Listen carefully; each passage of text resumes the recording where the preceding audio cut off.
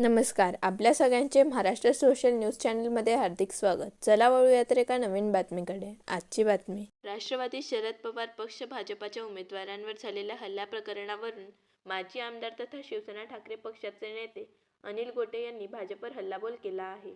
भाजपने शहरातील सर्व नामचीन गुंडांना उमेदवारी देऊन शहर गुंडांच्या स्वाधीन केले असल्याचा आरोप देखील गोटे यांनी केला आहे. त्याचबरोबर भाजपचे उमेदवार बिनविरोध करण्यासाठी भाजपने पैसे त्याचबरोबर दबाव तंत्राचा वापर केला असल्याचा देखील आरोप यावेळी करण्यात आला आहे. काल झालेल्या गोळीबार प्रकरणावरून 7 पत्रक काढून देखील यावर कुठल्याही प्रकारचं भाष्य भाजपतर्फे करण्यात आले नसल्याचा आरोप करीत गोटे यांनी भाजपवर निशाणा साधला आहे.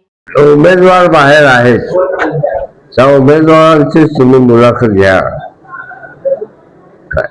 तुम्हाला त्याच्यामध्ये कळेल की कशा पद्धतीने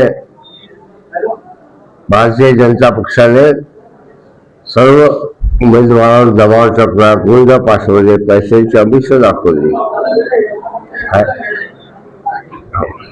आणि दुसरी महत्वाची गोष्ट ते शहरामधले जेवढे सगळे नामचीन गुंड आहेत या सगळ्यांना उमेदवार करून हे शहर भारतीय जनता पक्षाने गुंडाच्या ताब्यात दिलेलं आहे. सामान्य माणसाला यानंतर न्याय मिळेल अशी परिस्थिती राहिलेली नाही. गोळीबार होऊनही एक निषेधाचा शब्द सुद्धा निघाला नाही त्यांच्याकडे. काय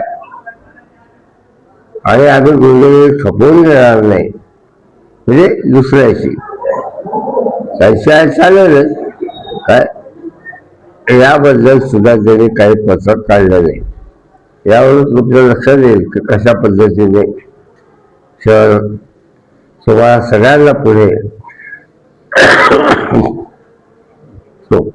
तोंड द्यावे लागेल. आता जनतेच्या संपत्तीचं आणि प्राणाचं रक्षण करण्याची याच्यावर जबाबदारी आहे.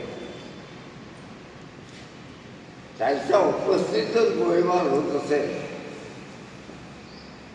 तर तुमचा आमचं भविष्यात काय होईल याचा विचार करा. या धुळे शहरामधली गुंडगिरी 1999 पर्यंत मी सगळी मोडून काढली होती.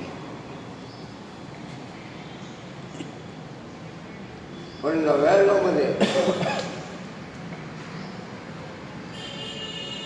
माझ्या विरुद्ध फारुख शहाला पेश भागामध्ये मतदान करून माझा शब्द नाही टाकला. पेश भागामध्ये मतदान करून आणि त्याला निवडून आल्याचं महापातकांनी केलं आणि धुळे शहरामध्ये हिंदू मुस्लिम. बातमी आवडल्यास चॅनलला लाईक व सबस्क्राईब करा व दररोज अशा नवनवीन बातम्या पाहण्यासाठी चॅनलला फॉलो करा. धन्यवाद.